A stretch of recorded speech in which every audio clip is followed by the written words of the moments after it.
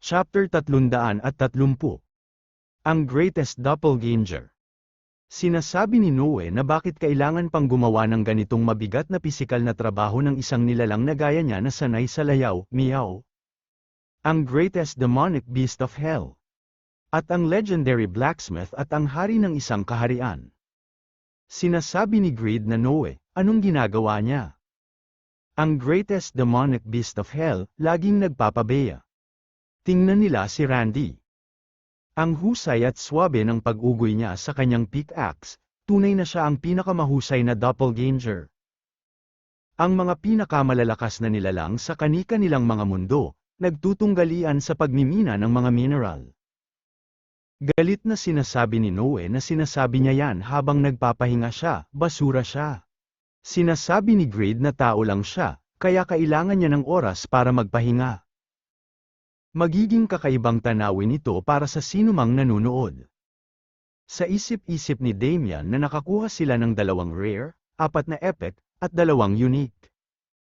Dahil ibinibigay ang beginner mining technique anuman ang antas, maging level 1 man o master, higit pa sa sapat ang husay ng pickaxe. Kung magpapatuloy lang sila sa pagmimina ng ganito, mahuhukay nila ang lahat ng mineral at mawawasak ang pagiging hindi matatalo ni Geese bago pa sila maubusan ng pagkain. Sinasabi ni Greed na yon ang unang tunnel. Mahusay, Randy. Magpahinga muna sila ngayon. At sa isip pa nito na kahit mangyari pa ang pinakamasamang senaryo at mamatay sila sa gutom, ang islang ito ay kaya nilang matapos anumang oras sa pamamagitan lang ng pagdadala ng karagdagang pagkain. Sinasabi ni Randy na Greed. Ang mga mineral na hinukay nila ay muling tumutubo. Nakangiting sinasabi ni Greed na Randy. Hindi niya dapat sinasabi ang mga ganyang kakilakilabot na bagay, kahit bilang biro lang ito. Sinasabi ni Randy na hindi marunong magbiro si Randy. Tingnan niya roon. Lahat sila ay muling sumusulpot. Napatingin dito si Greed at sinasabi nito na hindi maaari. Malamang na bahagi lang yan na hindi pa nila nahuhukay. Bigla na lang dumami ang mineral na sa isang iglap. At napatigil dito si Greed sa gulat. Nakangiting sinasabi ni Greed na walang hanggang pag-regenerate ng mineral, mga guys. Kahanga-hanga na kahit ang mga hanggal na walang laman ng utak na tulad nilang dalawa ay alam kung gaano kagulo ang sitwasyong ito. Ano kaya ang nasa isip ni Pagma? Di ba? Sa isip-isip ni Greed na kusang nag-aayos ang lupain, kaya hindi man lang nila kayang sirain ang kuweba. Kahit ang mga mineral na hinukay nila ay tumutubo ring muli. Sinasabi ni Randy na nagkukunwari ring patay ang mga god hand. Galit na sinasabi ni Greed na walang paraan para mabasag ang pagiging hindi matatalo ni Geese. Ginawa ba ito para pahirapan ang mga manlalaro? Nakakainis talaga, sobra. Nababaliw na siya. May tumalsik na isang mineral. At sa ibang lugar, may dumating at may pumulot ng isang bato. Isang minahan malapit sa Reinhardt. Tinatanong ni Pixord kung sino ang gumawa yan. Sino ang lalaking naghuhulog ng mga mamahaling mineral na ito?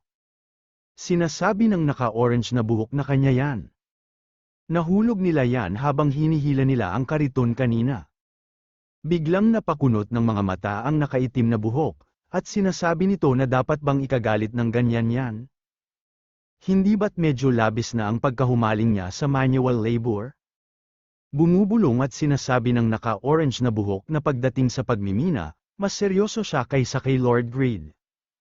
Dapat nilang igalang yun. At bumubulong at sinasabi ng naka-black na buhok na ang paggawa ng ganyang kalaking eksena dahil lang sa isang bato ay nagmumukha lang siyang otako. Nakakakilabot. Nagulat naman ito nung biglang dumating si Pixord sa kanyang tabi. At sinasabi ni Pixord na ang isang bato. Iyan ba talaga ang iniisip niya? Ang nag-iisang batong ito ay isang kristal ng panahon, na niyakap at matiyag ang piniga ng lupa sa loob ng libu-libong taon. Ang dakilang hakbang ng pagbasag sa matagal na katahimikang yun at paglalantad nito sa liwanag ay ang pagmimina. Dahil parehong nabubuo sa paglipas ng panahon at sa pamamagitan ng pagtitiyaga, ang mga mineral at pawis ay may iisang kalikasan. Ang pagpapabeya rito ay magiging isang insulto sa daigdig at insulto sa sangkatauhan. Bumubulong na sinasabi ng naka-black na buhok na talagang otako siya.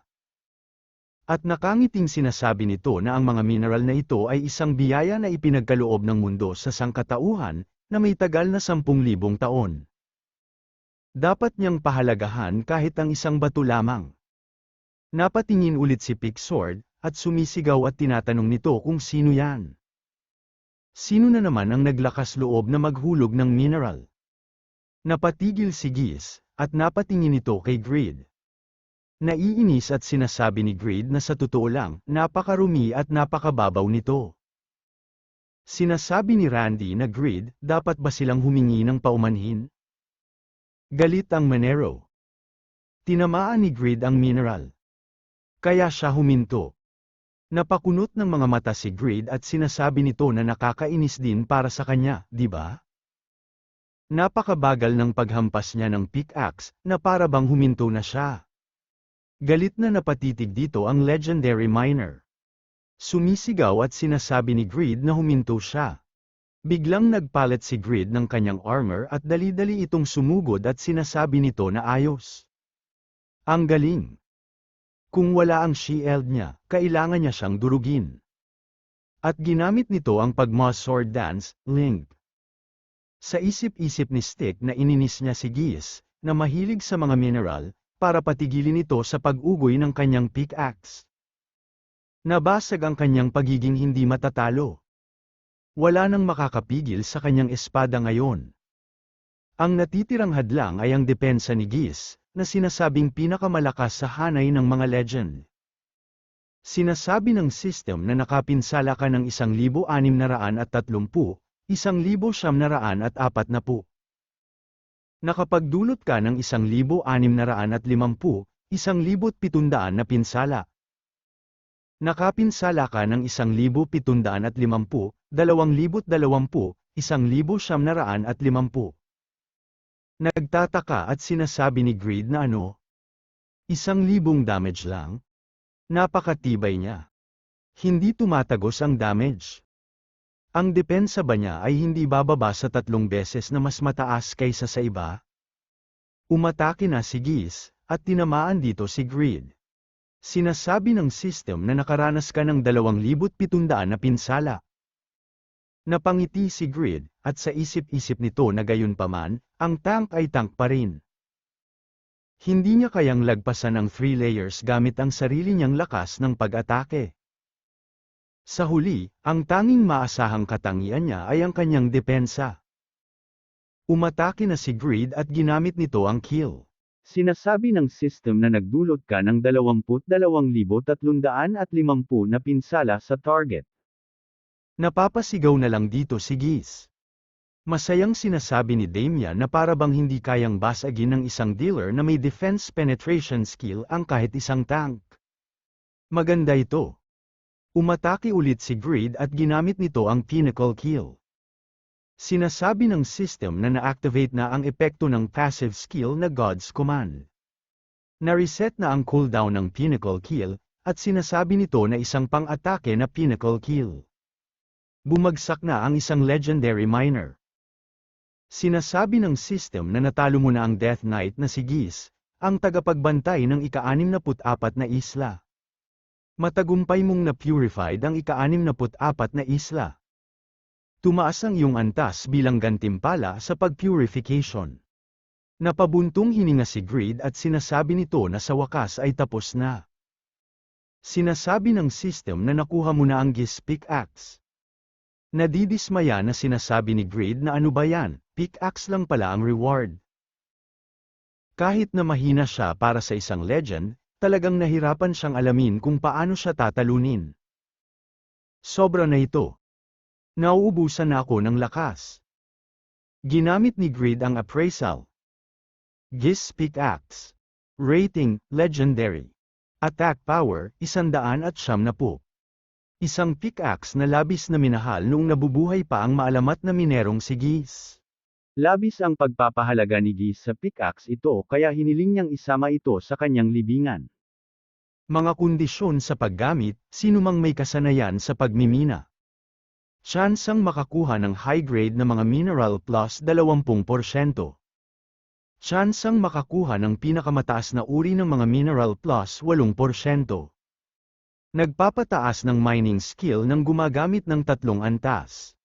Bilis ng pagmimina plus 150%. Depensa plus 40% habang nagmimina.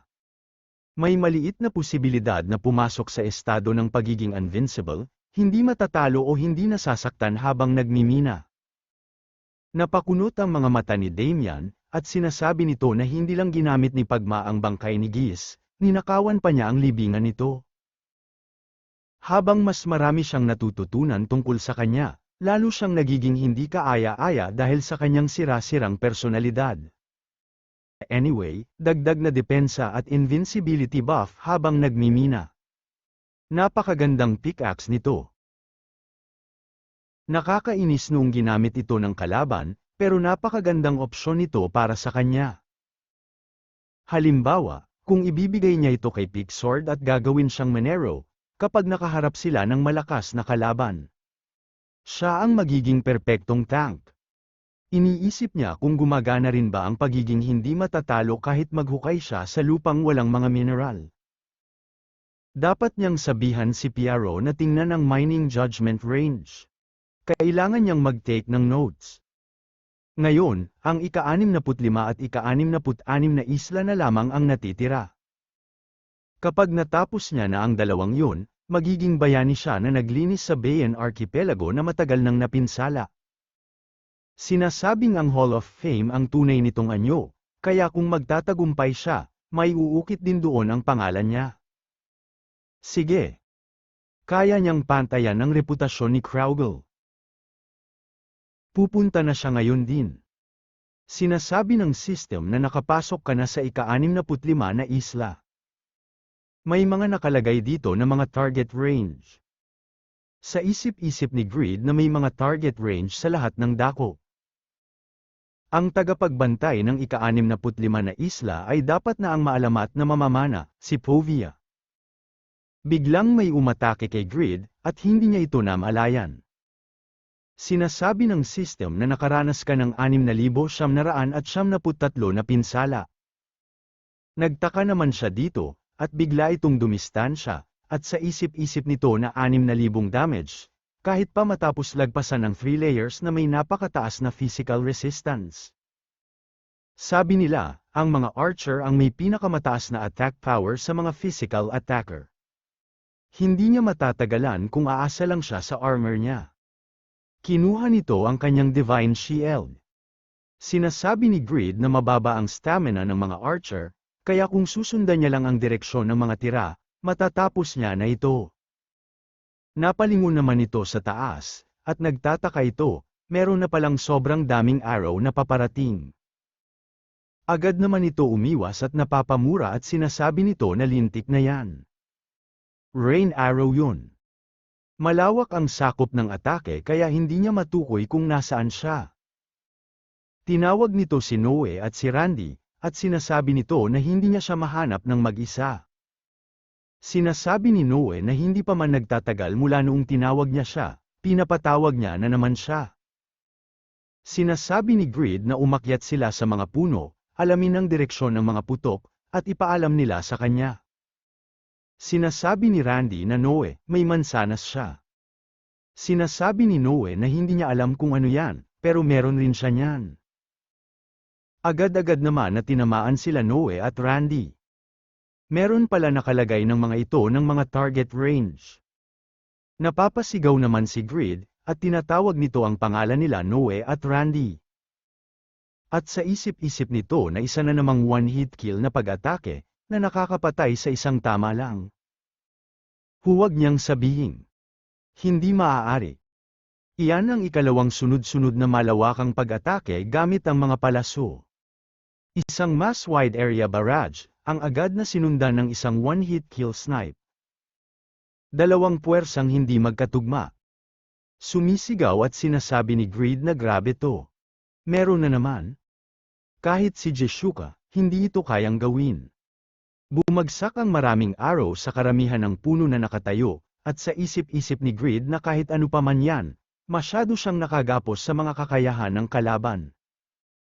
Kung malalaman niya lang kung nasaan si Povia, matatapos niya agad ito sa malapitang labanan. Hindi na mamalayan ni Grid na mayroon na palang nakalagay sa kanya ng isang target range, at sa isip-isip nito na pero walang katuturan nito.